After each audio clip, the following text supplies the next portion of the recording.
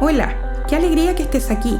Gracias por tomarte este momento para escuchar el mensaje del domingo en Comunidad Ancla. Oramos para que esta palabra te anime, te desafíe y te acerque un poco más a Jesús.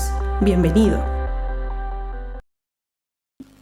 Marcos 14, del 32 al 38. Marcos 14, del 32 al 38. ¿Lo tiene? Amén. Dice así: fueron al huerto de olivos llamado Getsemaní, y Jesús dijo: siéntense aquí mientras voy a orar. Se llevó a Pedro, a Santiago y a Juan, y comenzó a afligirse y a angustiarse profundamente. Les dijo: mi alma está destrozada de tanta tristeza, hasta el punto de la muerte. Quédense aquí y velen conmigo. Se adelantó un poco más y cayó en tierra pidiendo en oración que, si fuera posible, pasara de él la horrible hora que le esperaba. Abba, Padre, exclamó Jesús, todo es posible para ti. Te pido que quites esta copa de sufrimiento de mí. Sin embargo, quiero que se haga tu voluntad y no la mía. Luego volvió y encontró a los discípulos dormidos. Le dijo a Pedro: Simón, ¿estás dormido? ¿No pudiste velar conmigo ni siquiera una hora? Amén. Señor Jesús, te damos las gracias. Gracias por este tiempo. Permite que esta palabra, Señor, toque nuestros corazones. Permite que nuestros corazones puedan estar dispuestos a escuchar no solamente aquello, Señor, que queremos escuchar, sino más bien lo que necesitamos escuchar, Señor. Sabemos que tú eres capaz de sanar y al mismo tiempo, Señor, confrontarnos de una manera correcta, Señor, con amor profundo. Permite que sea así este día, Señor. Nos entregamos por completo delante de ti, somos tuyos, Cristo. En tu nombre, Jesús. Amén. Amén. Entonces, fuerte, muy fuerte lo que acabamos de leer, ¿cierto? En Marcos se menciona a Jesús en el Getsemaní, y menciona a Jesús en el Getsemaní de una manera muy vulnerable. Yo no sé si durante toda la Biblia o aquellos que hemos leído el caminar de Jesús aquí en la tierra, lo hemos visto obrar, lo hemos visto hacer milagros, lo hemos visto sanar, ¿cierto? Restaurar almas, llegar justamente a corazones dolidos, corazones que están sufriendo por diferentes situaciones. Pero llegar a leer esto, donde Jesús expresa abiertamente su dolor y su sufrimiento, es una manera muy fuerte de verlo, ¿cierto? Jesús se encuentra en el Getsemaní y se presenta de una manera vulnerable, honesta, de una manera cruda, y yo creo que Jesús se presente de esa manera nos toca y nos llega a cada uno de nosotros. Si nos pusiéramos a recordar, no hay una persona aquí que no haya pasado por sufrimiento, ¿cierto? Y yo creo que todos en algún punto de nuestra vida hemos repetido con honestidad las palabras que salieron de la boca de Jesús en ese lugar. Todos hemos experimentado noches oscuras, ¿cierto? Donde por alguna razón nuestro corazón se aflige. Nos hemos visto quebrantados, nos hemos visto angustiados y nos hemos visto rotos por dentro. Entendemos que somos humanos y que sufrimos, ¿cierto? En ocasiones todos hemos experimentado esta alma destrozada que Jesús le decía al Padre con total honestidad.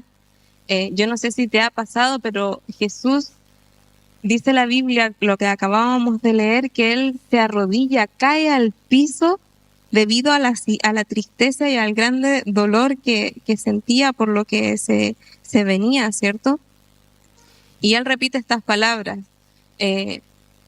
Como nosotros cuando estamos sufriendo y lo único que podemos quizás llegar a decir es: Señor, ayúdame, ¿cierto?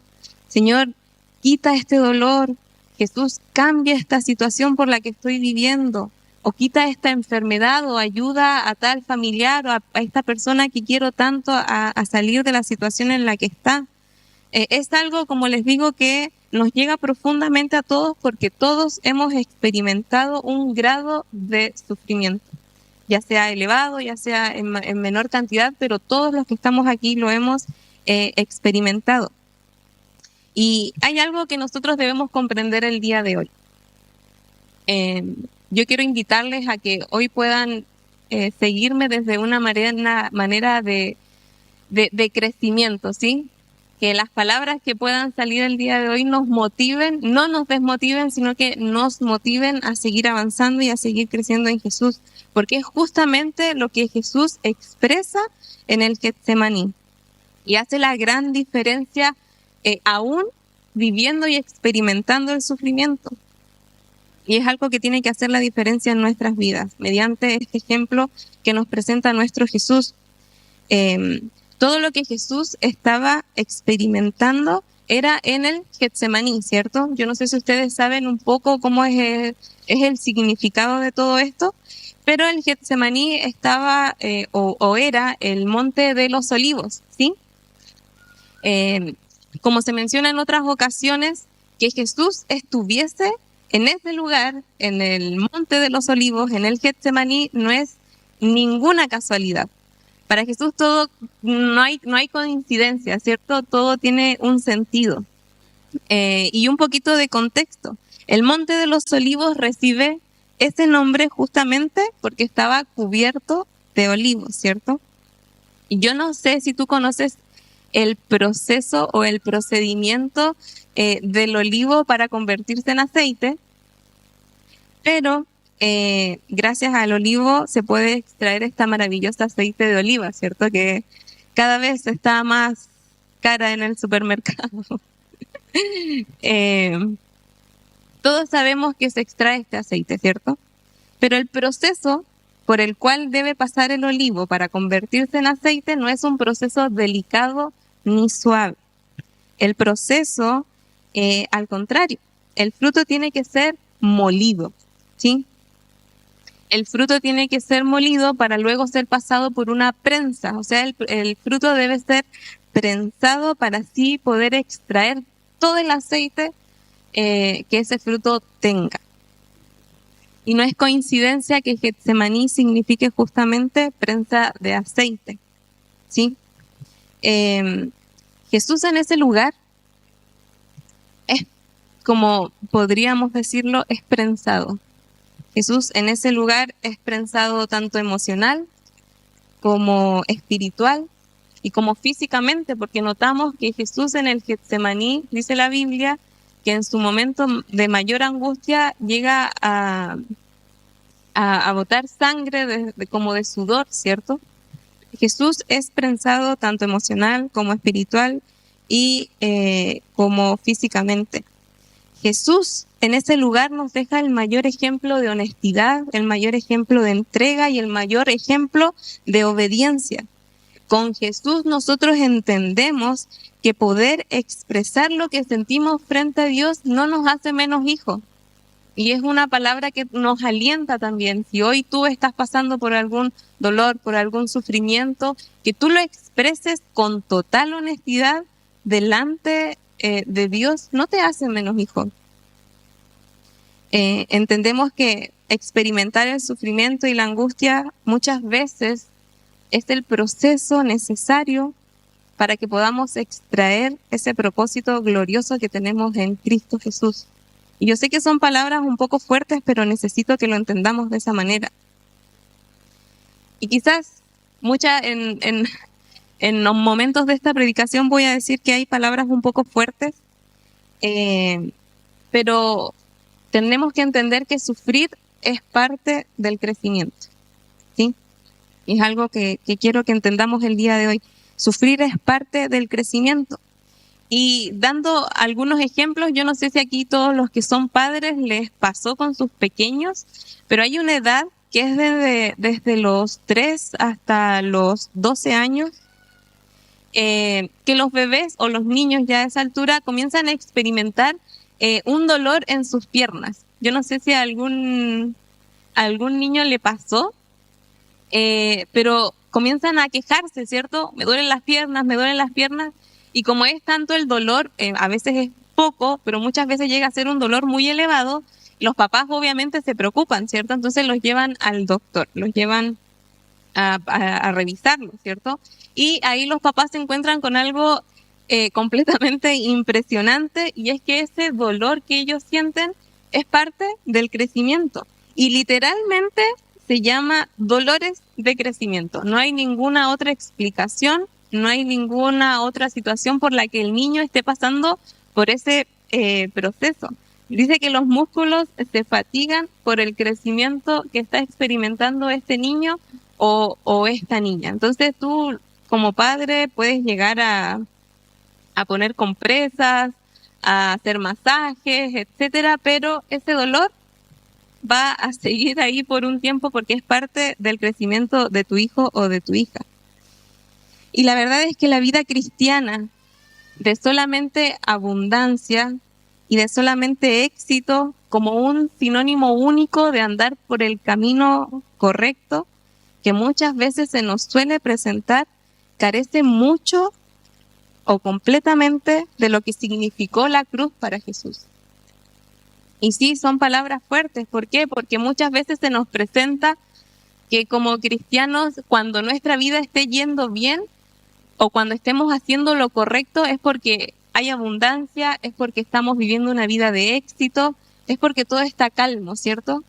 Y la verdad es que si abrimos la Biblia y vemos a Jesús en el Getsemaní, es todo lo contrario, ¿cierto? Jesús no estaba pasando por ese momento de abundancia, ¿cierto? Jesús estaba experimentando el dolor vivo.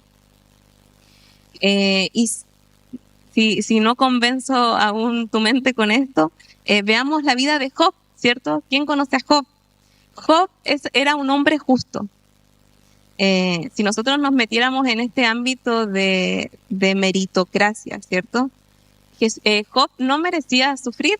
La Biblia, ¿qué dice acerca de Job? Job era un hombre justo, era un hombre bondadoso. Job respetaba la ley de Dios, ¿cierto? Y le daba todo lo que a Dios le pertenecía. Era muy correcto. Pero ¿sabes qué? Job sufrió. David, ¿cierto? David era un hombre bueno. ¿Qué dice la Biblia acerca de David? Era un hombre conforme al corazón de Dios. Volvamos a esta meritocracia, ¿cierto? Se nos cayeron los bebés. Volvamos a esto de la meritocracia, ¿cierto? Y vayámonos a antes de que David se convierta en rey. Por ende, nos vamos a antes, desde que David comete este pecado que marca lamentablemente mucho la vida de David y que nosotros por alguna razón recordamos mucho. Antes de esto, dice la Biblia que David también era un hombre justo, ¿cierto? Era un hombre correcto, llevaba una vida recta, buscaba siempre agradar el corazón de Dios. Dice la Biblia que respetaba la ley y que tenía un vivo celo por Dios, el cual lo llevó inclusive a enfrentar a Goliat, persona conforme al corazón de Dios. Pero ¿sabes qué? También sufrió. David sufre persecución por parte del rey de Israel de ese momento. Saúl quería matar a David. David tuvo que vivir literalmente en cuevas. David tuvo que andar de noche como un ladrón porque Saúl podía matarlo en cualquier momento. David no merecía sufrir, no merecía pasar noches enteras de dolor y de angustia pensando que en cualquier momento iba a venir alguien a quitarle la vida, ¿cierto? Pero me gustaría que viéramos este salmo que expresa a David justamente en ese momento de angustia, justamente en ese momento de dolor, y era parte de lo que les mencionaba un poco antes de comenzar la predicación. Dice el Salmo 57, ten misericordia de mí, oh Dios, ten misericordia, en ti busco protección, me esconderé bajo las sombras de tus alas hasta que haya pasado el peligro. clamo al Dios Altísimo, a Dios quien cumplirá su propósito para mí. Él mandará ayuda del cielo para rescatarme y avergonzará a los que me persiguen. Mira el versículo 4. Me rodean leones feroces que con avidez devoran a sus presas humanas. Sus dientes penetran como lanzas y flechas y sus lenguas cortan como espadas. Mira el 6. Mis enemigos me tendieron una trampa. Estoy cansado de tanta angustia.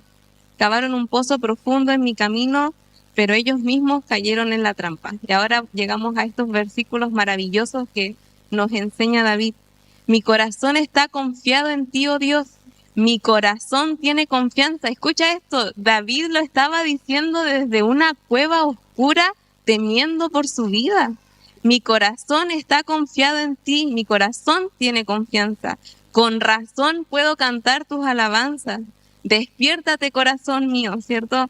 Despiértense lira y arpa. Con mi canto despertaré al amanecer. Te daré gracias, Señor, en medio de toda la gente y cantaré tus alabanzas entre las naciones. Qué impresionante es poder ver esto, ¿cierto? Cuánto consuelo y cuánta esperanza ha traído este salmo a tantas vidas, a tantos corazones hasta el día de hoy. Pero David no merecía sufrir, ¿cierto? Volvamos a Jesús en el Getsemaní. Yo creo que quien hubiese visto a Jesús tener tal oración honesta y vulnerable con Dios, diría que sería imposible que él estuviese solo a pasos de lograr su mayor propósito aquí en la tierra. Quien hubiese visto a Jesús quebrarse de tal manera como lo hizo en el Getsemaní, doblar sus rodillas y caer al piso como lo hizo Jesús, diría que sería imposible que él estuviese a solo horas de concretar el rescate que cambiaría a la humanidad por siempre. ¿Y qué estoy tratando de decirles con esto y también de decirme con esto? Y es que cuando comiences a madurar en tu fe, cuando tus pasos se estabilicen, como dice el Salmo 40, no sé si lo has escuchado, dice, con paciencia esperé que el Señor me ayudara y Él se fijó en mí y oyó mi clamor. Escucha, me sacó del foso de desesperación, del lodo y del fango, puso mis pies sobre el suelo firme, pero presta atención a este detalle, porque dice, y a medida que yo caminaba, me estabilizó. Hay una cuota de responsabilidad que nos corresponde a cada uno de nosotros. El Señor lo saca de ese foso de desesperación, ¿cierto? Lo pone en suelo firme, pero a medida que Él caminaba, Dios estabilizó sus pasos. Entonces hay una cuota de responsabilidad que nos corresponde a cada uno de nosotros. Entonces, ¿qué estoy tratando de decirte con esto? Cuando tus pasos se vuelvan más firmes, cuando comiences a decirle no a aquello que te aleja de Dios y comiences a decirle sí a lo que estás entendiendo que Él te está pidiendo, vas a notar que no siempre sucede de la manera en la que deseas que suceda. Y aquí no, por favor, no te deprimas con esto, no te desanimes. Hoy no busco este desánimo, hoy busco tu fortaleza, porque queremos crecer en Jesús. Amén. Busco tu fortaleza. Entonces, cuando veas que esto sucede, mira desde la perspectiva de Job, donde su fe fue probada a tal punto, pero Job pudo seguir diciendo, este Dios es mi Dios. Y donde sale esta frase maravillosa y muy potente de Job, ¿cierto? Dios dio, Dios quitó, sea el nombre de Jehová bendito. Donde David decidió entregar su temor, como lo veíamos en esta cueva, ¿cierto? Donde decide entregar su dolor, su temor y alabar aún en medio de esa cueva oscura. Lo más probable es que cuando tus pasos se vuelvan firmes, lo más probable es que comiences a atravesar el monte de los olivos. Lo más probable es que comiences a atravesar ese Getsemaní. Pero te animo a que mires con fe. Te animo a que mires con convicción hacia esa meta.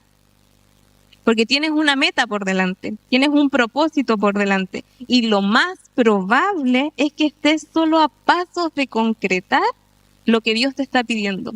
Lo más probable es que estés solo a pasos de concretar aquello que Dios te está pidiendo porque estás caminando con pasos firmes. Y si hay algo de lo que estoy segura y de que muchas personas de este lugar están seguras, es que no hay mayor éxito aquí en la tierra que concretar aquello que Dios te pidió que hicieras. Pero de la misma manera, y perdóname que te diga esto, pero no hay mayor fracaso que ser exitoso en aquello que Dios no te pidió que hicieras. Yo sé que son palabras fuertes que pueden tocar nuestro corazón.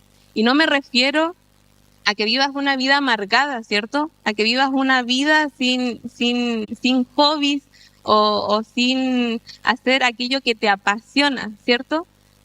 Pero cuando tu mirada se desvía de Jesús, cuando tus propósitos cambian, cuando comienzas a mirar aquello que no te lleva a lo que Jesús te está pidiendo, aun cuando puedas tener un éxito rotundo, si nos metemos y nos involucramos en esto del propósito de Cristo, más que un éxito se vuelve en un fracaso.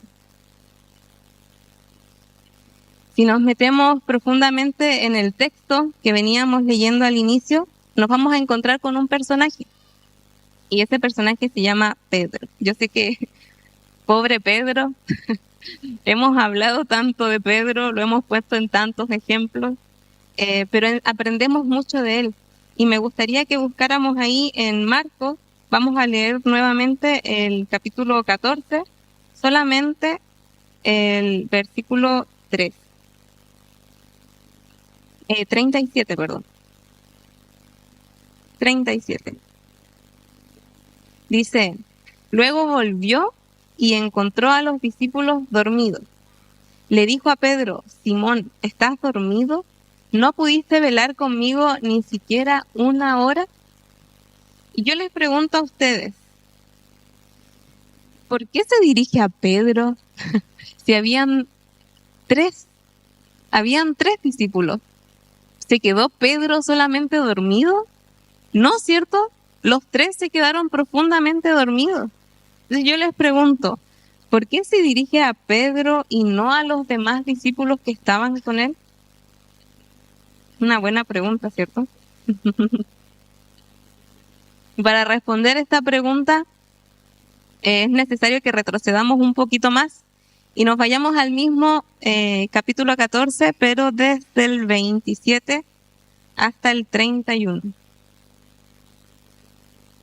Dice, en el camino Jesús les dijo, todos ustedes me abandonarán, porque las Escrituras dicen, Dios golpeará al pastor y las ovejas se dispersarán. Sin embargo, después de ser levantado de los muertos, iré delante de ustedes a Galilea y allí los veré. Aquí aparece Pedro, ¿cierto? Pedro le dice, aunque todos te abandonen, yo jamás lo haré. Jesús respondió, te digo la verdad, Pedro, esta misma noche, antes de que cante el gallo 2 veces, negarás 3 veces que me conoces. No, exclamó Pedro, llevándole la contraria a Jesús, ¿cierto? Pedro enfáticamente dice, aunque tenga que morir contigo, jamás te negaré. Qué fuerte, ¿cierto? ¿Qué hace Pedro? Pedro se jacta de su fortaleza frente a una posible tentación. Y ojo con esto, porque este es un punto súper importante en nuestras vidas. A veces creemos que tenemos todo controlado, ¿cierto? Y la verdad es que somos seres humanos, somos personas imperfectas sirviendo a un Dios perfecto, ¿cierto? Entonces fallamos, nos equivocamos, caemos, con Cristo nos volvemos a levantar. Lamentablemente Pedro se jacta de su fortaleza frente a una posible tentación. Con todas las vivencias que Pedro había experimentado con Jesús, creyó que le eran suficientes como para morir por él si fuese necesario. Y dejémoslo esa frase ahí un poquito en nuestra mente porque la vamos a volver a tocar. Pero Pedro cree que con esas experiencias que experimentó con Jesús ya eran suficientes y que con eso él ya tenía lo suficiente como para poder decir, puedo ir contigo hasta la muerte, ¿cierto? Y aquí podemos ver un poco sobre la inmadurez de Pedro. Si nosotros leemos la Biblia, nos vamos a encontrar con un patrón que es muy constante en Pedro, algo que se repite muchas veces. Y la verdad es que en ese punto, Pedro era un hombre emocionalmente impulsivo. Creo que ya lo sabemos, ¿cierto? Aquí hay algunos ejemplos. Pedro camina sobre el agua, ¿cierto? Pero se hunde. Y lo vamos a profundizar. Aquí hay otro ejemplo. Saca la espada luego del Getsemaní. Si leemos un poquito más adelante, dice la Biblia que él saca la espada del Getsemaní y le corta la oreja al siervo del sumo sacerdote.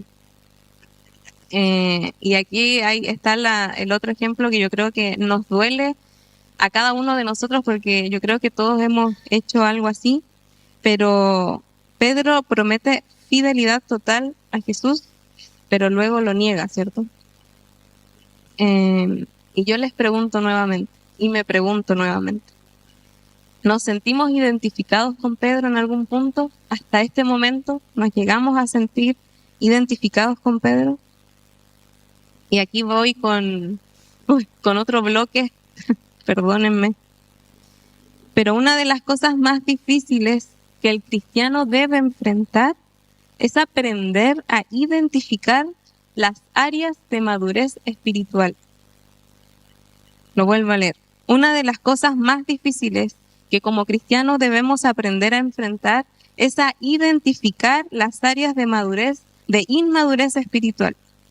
La verdad es que si nosotros vemos el ejemplo de Pedro, notamos que sí va a haber una acción en él, ¿cierto? Y aquí es donde quiero profundizar un poco esto sobre la inmadurez espiritual. ¿Por qué? ¿Y por qué quizás es tan delicada? ¿Por qué quizás tenemos que pedirle al Señor que nos ayude con esto? Porque Pedro acciona. Yo no sé si estás prestando atención a esto, pero Pedro sí acciona. Pedro sí camina sobre el agua. Porque podríamos decir, oye, pero no le quitemos tanto mérito, si se hundió, pero logró dar un par de pasos, ¿cierto? Sí, Pedro logra caminar sobre las aguas, pero unos pasos después se hunde por su falta de fe. ¿Y qué pasa aquí? Pedro recibe una reprensión por parte de Jesús. ¿Por qué dudas, cierto? ¿Por qué dudaste? Cuando hablábamos sobre esto de la espada, ¿cierto? En su pensamiento inmaduro, Pedro cree firmemente que debía defender a Jesús. Él lo cree, y no solamente lo cree, sino que hace algo en favor a esa creencia, ¿cierto? Él decide usar la espada. Pero ahí viene nuevamente Jesús y lo reprende, otra vez, ¿cierto? De inmediato. Y finalmente Pedro es capaz de prometerle fidelidad total y absoluta a Jesús. Una fidelidad que pasa sobre la muerte. Pero unas horas más tarde, ni siquiera, aún cuando podríamos decir, pero luego lo niega, ¿cierto? Ni siquiera eso, o sea, le promete fidelidad a Jesús, pero luego un poquito más adelante, ¿qué le pide Cristo? Vela conmigo. Y no es capaz de estar una hora velando con Jesús. Pedro expresa mucho, pero termina lamentablemente haciendo poco. Y la verdad es que en estos 3 ejemplos, Pedro hizo evidente este punto ciego, el cual, al ser un punto ciego, él no lograba ver. Tenía una inmadurez en distintas áreas de su vida espiritual. Entonces, quizás sea tiempo de redirigir nuestras oraciones. Quizás sea momento de cambiar nuestro patrón también, ¿cierto? Muchas veces oramos y le pedimos al Señor y le pedimos y constantemente estamos pidiendo. Y ojo, porque a veces estamos haciendo y creemos que tenemos el derecho de pedir con mayor autoridad, ¿cierto? Pero ¿qué te parece si nos tomamos un tiempo y decidimos redirigir esta oración y le pedimos al Señor que nos ayude a evidenciar aquello,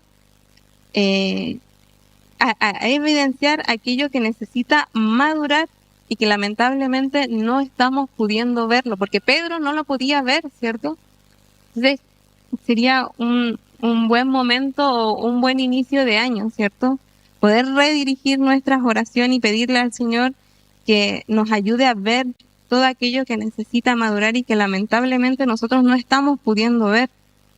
¿Por qué? Porque muchas veces estamos accionando. Y yo no quiero que nos confundamos, ¿cierto? No quiero que me digas, entonces, ok, me quedo sentado en mi asiento y no hago absolutamente nada, ¿cierto? Porque tengo que hacerlo completo. No quiero decirte esto, hermano. Quiero que vayamos más profundo. Quiero que maduremos en el Señor. Quiero que podamos avanzar en Él y si nosotros decidimos ir más profundo, Él nos va a mostrar sus secretos. Hoy día estábamos en el auto viniendo y mi hijo, el Mati, me dice, estábamos escuchando una canción y me dice, mamá, ¿qué son los secretos de Dios? ¿Por qué Dios tiene secretos? Y de cierta manera es algo similar a esto, ¿cierto? Si tú quieres crecer en Cristo, si tú quieres madurar en fe, si tú quieres seguir avanzando, si tú quieres conocer los misterios de Dios, necesitas ir más profundo. Ir más profundo no siempre significa que todo va a estar bien y que todo va a estar en paz y que todo va a estar tranquilo. Muchas veces va a haber caos, pero aún en medio de ese caos Dios se glorifica y eso es lo que muchas veces necesitamos para seguir aumentando nuestra fe, porque decimos, Señor, hay un caos a mi alrededor, pero aún así, como dice David, estoy confiado. Con razón mi corazón decide cantar salmos a ti, porque mi corazón confía en ti, aún a pesar de que esté en una cueva oscura, en una noche que no termina, aún así, Señor, mi corazón decide darte cánticos de alabanza, porque estoy creciendo. Y eso es verdaderamente un paso donde podemos decir, estoy creciendo, estoy madurando en fe. Así como el ejemplo de María y Marta, ¿cierto? Hay un cantante que me gustó lo que dice en una oración, necesitamos las manos de Marta y el corazón de María, ¿cierto? Nosotros necesitamos servir. Cada uno de nosotros necesita servir, es parte de crecer en el cuerpo de Cristo. Necesitamos servir, es parte del crecimiento, pero también necesitamos permanecer a los pies de Jesús. También necesitamos aprender de Él. También necesitamos madurar en nuestra fe, accionar, pero también hacerlo con fe. Y es el ejemplo que nos deja Cristo en el Getsemaní. Pedro es confrontado con el sufrimiento, pero es confrontado con el sufrimiento para poder atravesar la sanidad. Pero para poder sanar, primero tenía que pasar por esta etapa que no siempre nos gusta, ¿cierto? Para que Pedro pudiera sanar y madurar, él necesitaba pasar por esta prensa, por este Getsemaní. Y dice la Biblia que luego del arresto de Jesús, se muestra a un Pedro con miedo. Si bien todos los discípulos dejan a Jesús, ¿cierto? Lo abandonan, todos huyen, así como Jesús hace poquito les había dicho, van a golpear al pastor y todas las ovejas se van a dispersar, todos lo dejan. Pero ahí aparece Pedro, ¿cierto? Siguiéndolo, escondido, con miedo, con temor, pero al fin y al cabo siguiéndolo, ¿cierto? Quizás con la vista, quizás lo que pueda ver. Pero luego ocurre esto que Jesús le mencionó que ocurriría, aquello que nos duele tanto leer y aquello por lo que Pedro reforzó con un rotundo no, que no iba a ocurrir, ¿cierto? Aunque tenga que morir contigo, jamás te negaré. Pero claramente en ese momento Pedro había olvidado lo que había dicho, ¿cierto? Hasta que canta el gallo. Y es ahí cuando viene este golpe de realidad en la vida de Pedro. Yo no sé si te ha pasado cuando te equivocas, cuando nos equivocamos, dañamos a alguien y nos cae un golpe de realidad sobre nuestros hombros. Y decimos, me equivoqué, lastimé a alguien, fallé. Yo no sé si somos todos perfectos, pero nos hemos equivocado, lamentablemente hemos fallado, hemos cometido errores y muchas veces hemos pasado a llevar a personas a causa de ese error, ¿cierto? Pero así algo se sentía Pedro, con una carga y una culpa que cae como un balde de agua fría sobre sus hombros cuando escucha al gallo cantar, ¿cierto? Dice en Lucas 22 del 60 al 62, pero Pedro dijo, hombre, no sé de qué habla, ¿cierto? Cuando por tercera vez lo niega. Inmediatamente, mientras aún hablaba, el gallo cantó. En ese momento, el Señor se volvió y miró a Pedro. Esto para mí es muy fuerte. En ese momento, el Señor se volvió y miró a Pedro. De repente, las palabras del Señor pasaron rápidamente, ¿cierto? Como quien dice una película. Pasaron rápidamente por la mente de Pedro. Mañana por la mañana, antes de que cante el gallo, negarás 3 veces que me conoces. Y Pedro salió del patio llorando amargamente. Pero hay algo que yo quiero que no escape de nuestros corazones, y es que Jesús estuvo con Pedro en todos los periodos de su vida. En todo este proceso que Pedro experimenta y que estamos viendo, Jesús no lo deja, Jesús no lo abandona. Jesús sigue estando con Pedro, pero está con Pedro no necesariamente como Pedro quería que esté, o no necesariamente diciéndole a Pedro lo que él quería escuchar, sino que estaba diciéndole a Pedro lo que él necesitaba oír. Y es una diferencia que también tenemos que entender, porque a veces creemos como cristianos que Jesús está con nosotros únicamente cuando hay prosperidad, cuando hay abundancia, cuando no hay enfermedades, cuando está todo bien, cuando no hay reprensiones, sino que hay solamente aplausos y felicidad, ¿cierto? A veces creemos que únicamente ahí se muestra que Jesús está con nosotros, pero es necesario que entendamos que Jesús también se muestra en nuestra vida de la otra manera.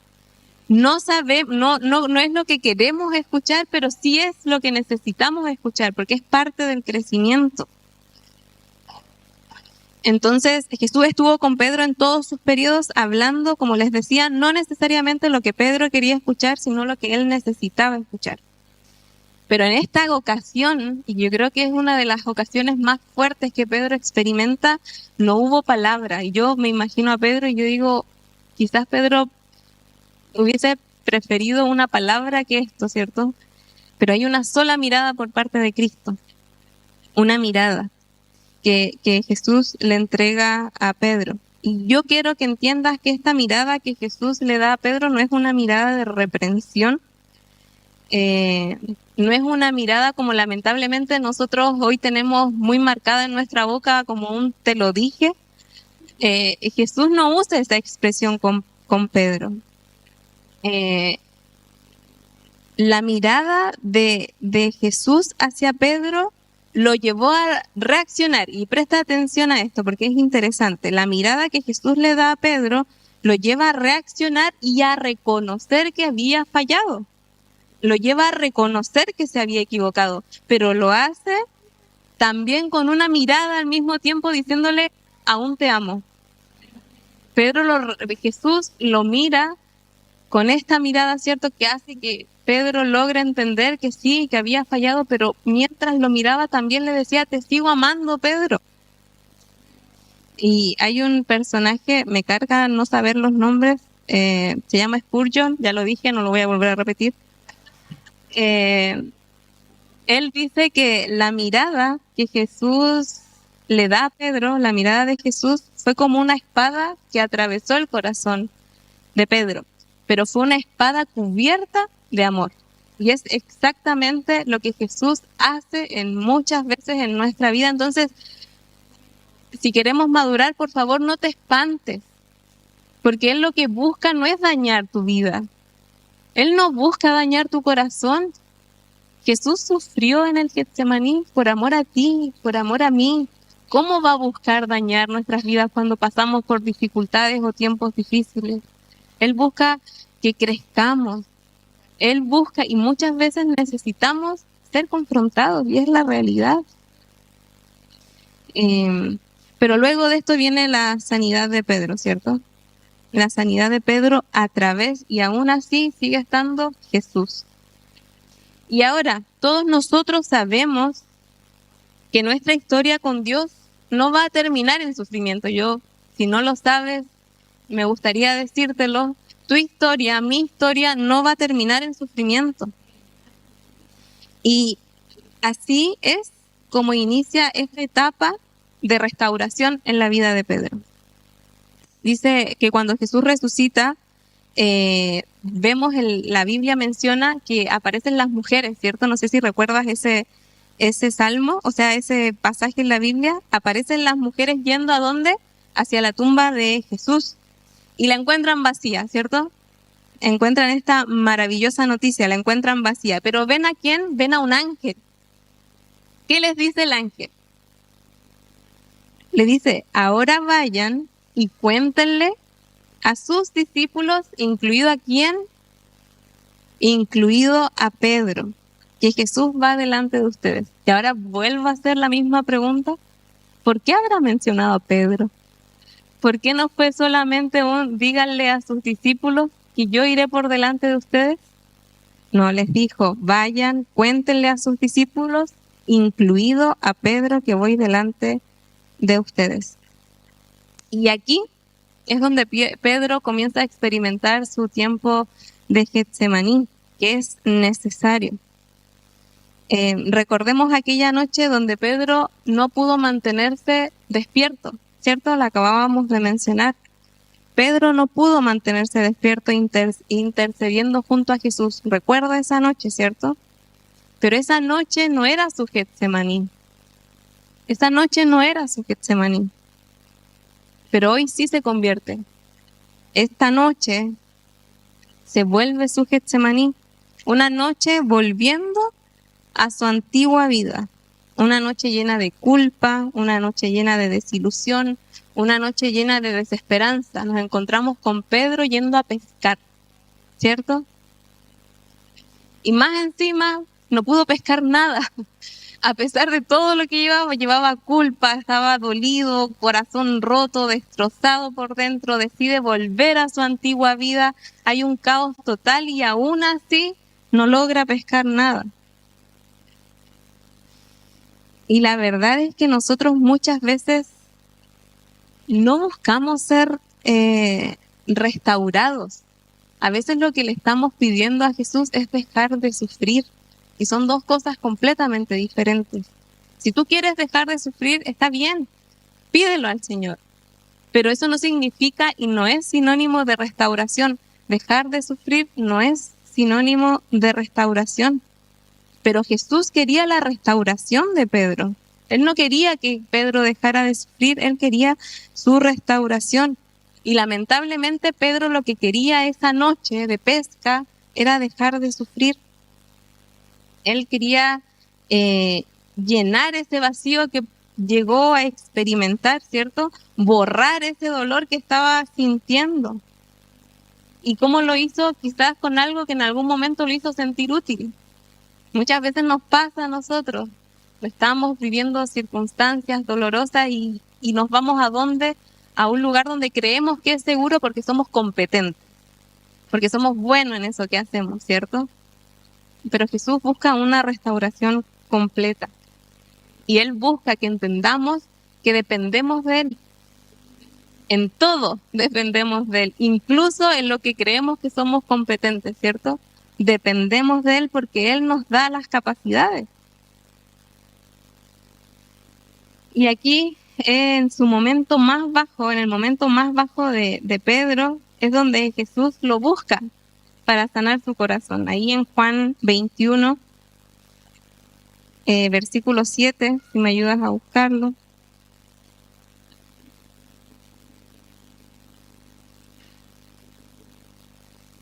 Juan 21:7. Dice, entonces, me da risa Juan, pero eso es punto aparte. Entonces el discípulo a quien Jesús amaba le dijo a Pedro, es el Señor. Cuando Simón Pedro oyó que era el Señor, se puso la túnica, porque se la había quitado para trabajar, se tiró al agua y se dirigió hasta la orilla. Y aquí comienza esta maravillosa restauración por parte de Cristo, ¿cierto?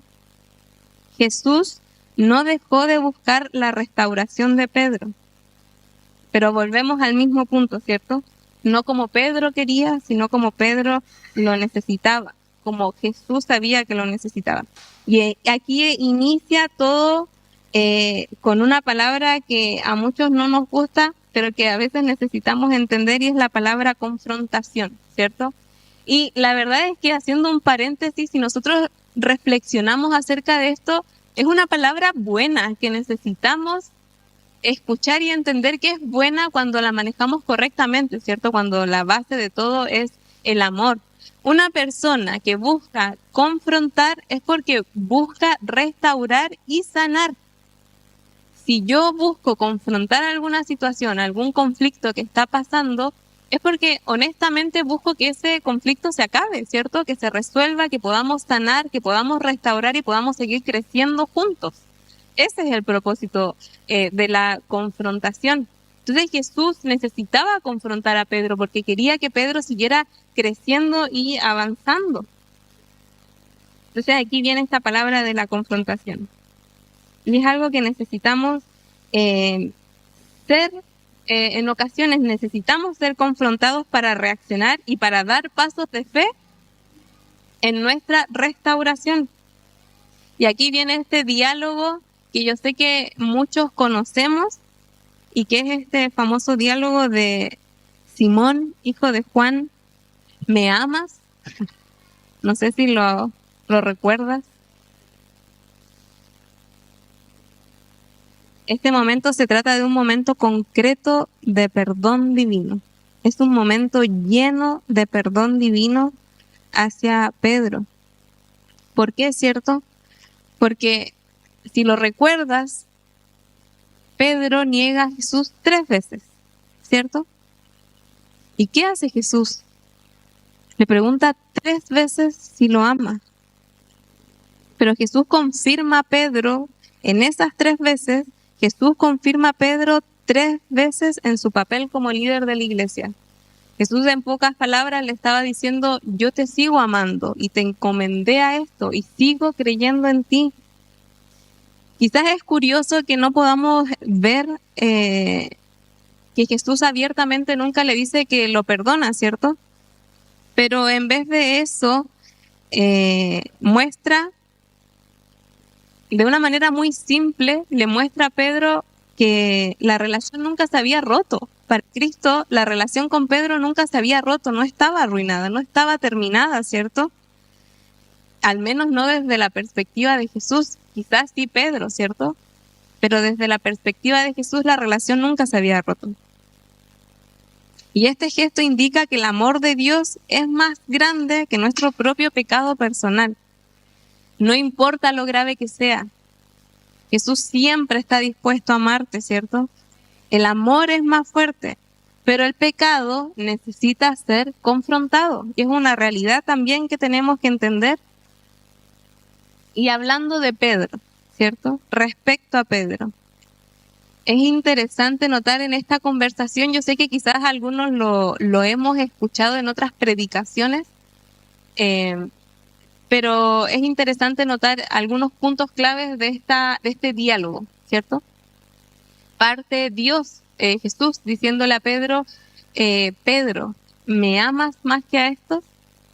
Y vemos a Pedro bajándole el grado al amor que inicialmente Jesús le pregunta, ¿cierto? En la Reina Valera, si no me equivoco, aparece simplemente, Pedro, ¿me amas? Y Pedro respondiendo, Señor, te amo. Pero aquí ya en otras versiones que están traducidas o con un lenguaje más actual, vemos marcadamente la diferencia, ¿cierto? Vemos a Dios diciéndole, a Jesús diciéndole a Pedro, Pedro, ¿me amas? Y Pedro respondiendo, Jesús, tú sabes que te quiero, ¿cierto?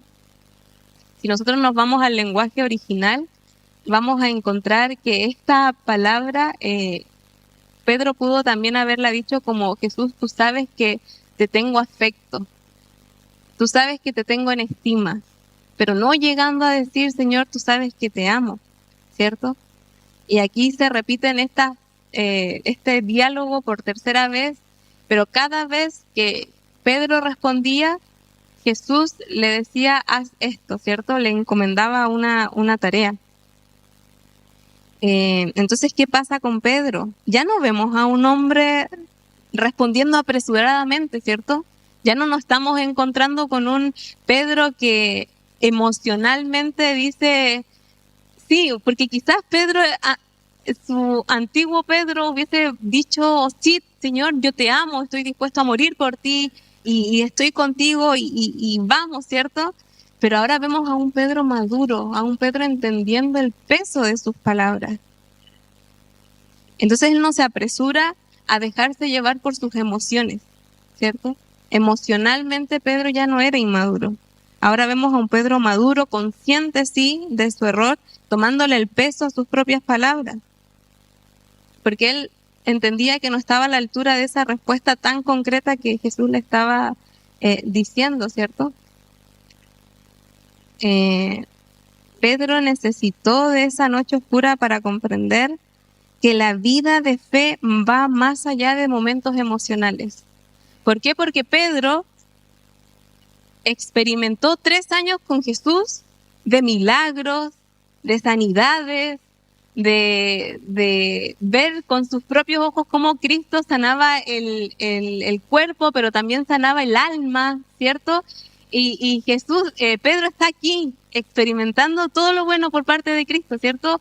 Milagros todos los días, todo el tiempo, viendo cómo era capaz de sanar. Entonces me imagino a Pedro así emocionadísimo diciendo, ay, esto es impresionante, y cuando está todo arriba y las emociones están a full y todo va a estar bien y porque tenemos al Salvador, sí, pero también milagroso, que sana, que restaura. Entonces a Pedro le fue muy fácil decirle, Señor, no, yo jamás te voy a negar, porque Pedro emocionalmente estaba aquí, porque había experimentado todo lo bueno por parte de Jesús, había experimentado todo el milagro por parte de Cristo, ¿cierto?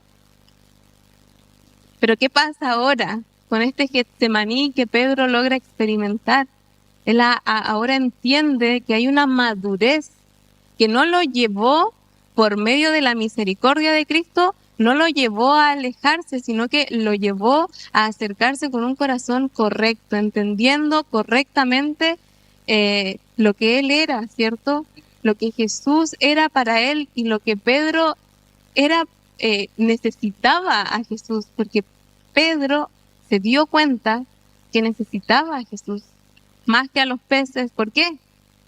Porque cuando estaban en la barca, yendo a pescar, ¿cierto? Pedro vuelve a esta vida antigua, están en la barca y Jesús hace como cuando lo llama inicialmente a Pedro, ¿cierto?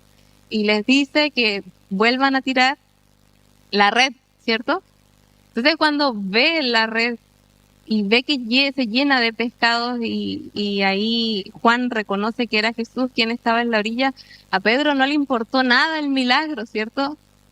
A Pedro lo único que le importó fue llegar a Jesús.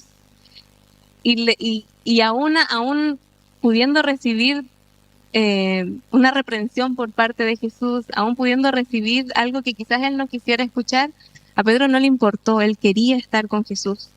Él quería verdaderamente estar con Cristo. Entonces, así como el oro se refina en el fuego, nuestra fe se refina en las pruebas. Y aquí nos encontramos con este último punto, ¿cierto? Que habla sobre la madurez de Pedro.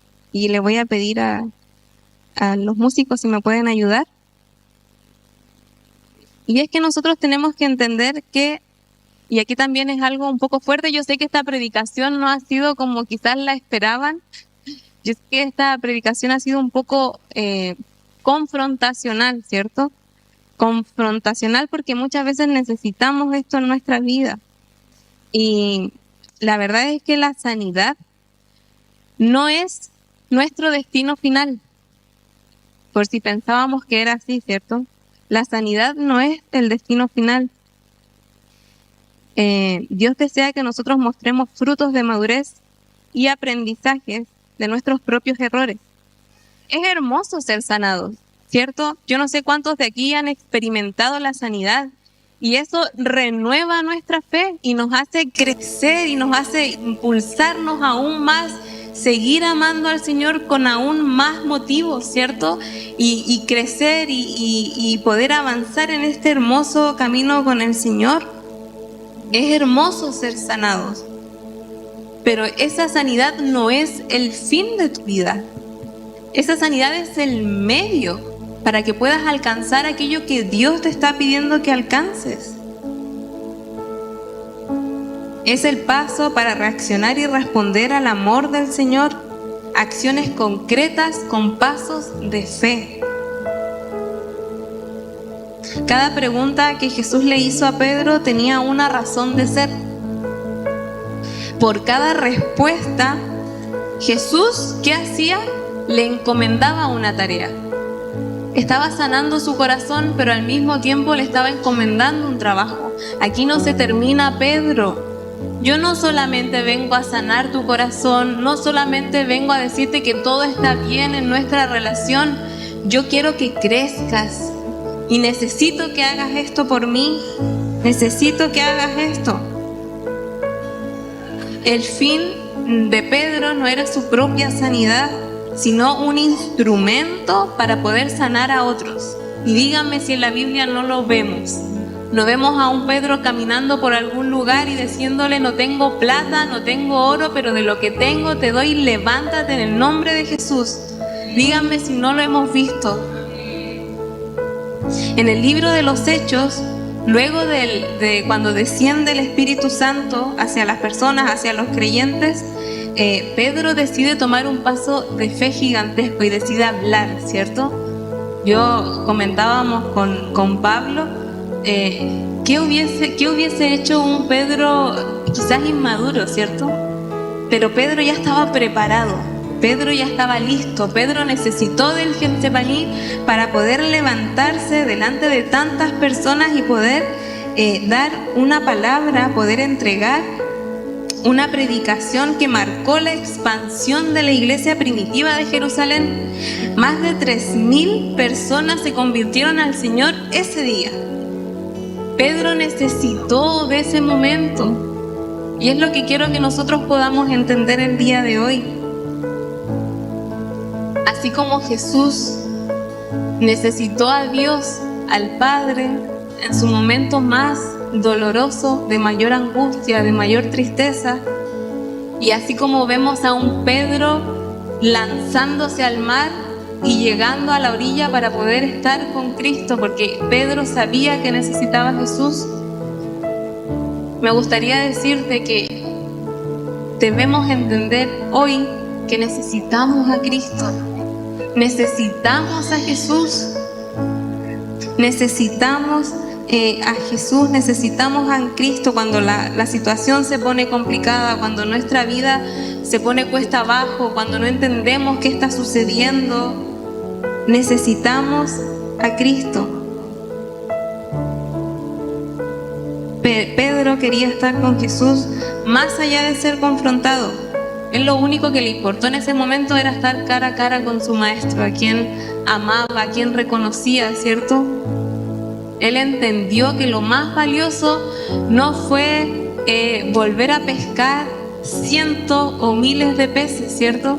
Él entendió que lo más valioso de todo esto fue volver a encontrarse con su Salvador cara a cara, porque pasó de Jesús siendo un maestro a convertirse en un Jesús siendo su Salvador. Y Pedro lo entendió. ¿Y qué te parece si hoy en este día nos ponemos de pie y con honestidad de corazón le decimos: Señor, Jesús, Tú que sufriste, Señor, en ese monte de los olivos. Tú que viviste todo aquello, Señor, que decíamos hace unos momentos. Tú que te afligiste, Señor. Tú que no tuviste temor en arrodillarte y rendirte delante del Padre porque sabías que lo necesitabas. Porque sabías que lo necesitabas.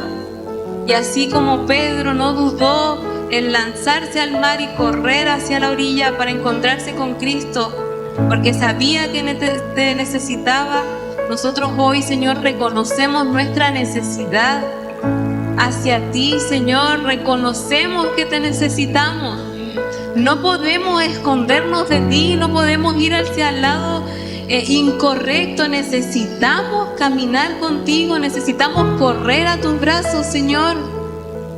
Te necesitamos porque entendemos que nuestra vida, desde el momento en el que decidimos rendirla delante de ti, en el momento en el que decidimos abrir nuestro corazón hacia ti, Señor, entendemos que ya no hay vuelta atrás. Que por más de que nos arranquemos en ocasiones, que nos frustremos o que nos molestemos por la situación que estamos viviendo, Señor, reconocemos que te necesitamos porque esa es la verdad. Yo necesito a Cristo. Yo no necesito que la situación mejore, porque cuando mejore y si no tengo al Señor me voy a dar cuenta que no era lo que verdaderamente necesitaba. Señor, yo te necesito aún a pesar de que esa situación no mejore, porque necesito conocerte como mi refugio. Qué difícil sería reconocer a Jesús como nuestro refugio cuando todo está bien, ¿cierto? Cuando el clima está perfecto, cuando el sol está en su punto perfecto y el viento también. Pero cuando está la tormenta viva, yo reconozco y entiendo que necesito mi refugio y que ese refugio se llama Jesús. ¿Qué te parece si por un momento levantas tus manos en adoración y le dices: Señor, te necesito. Señor, te necesito, Jesús. Quizás hoy no puedo expresar otra cosa. Quizás como Pedro hoy no puedo decir: Señor, te amo. Pero quizás hoy lo único que puede salir de mi boca es un Jesús, te necesito. Jesús, te necesito. Es todo lo que necesito en mi vida. Eres todo lo que necesito en mi vida. ¿Por qué no levantas tu voz? Canta cánticos nuevos a Jesús. Jesús, te necesito, Jesús.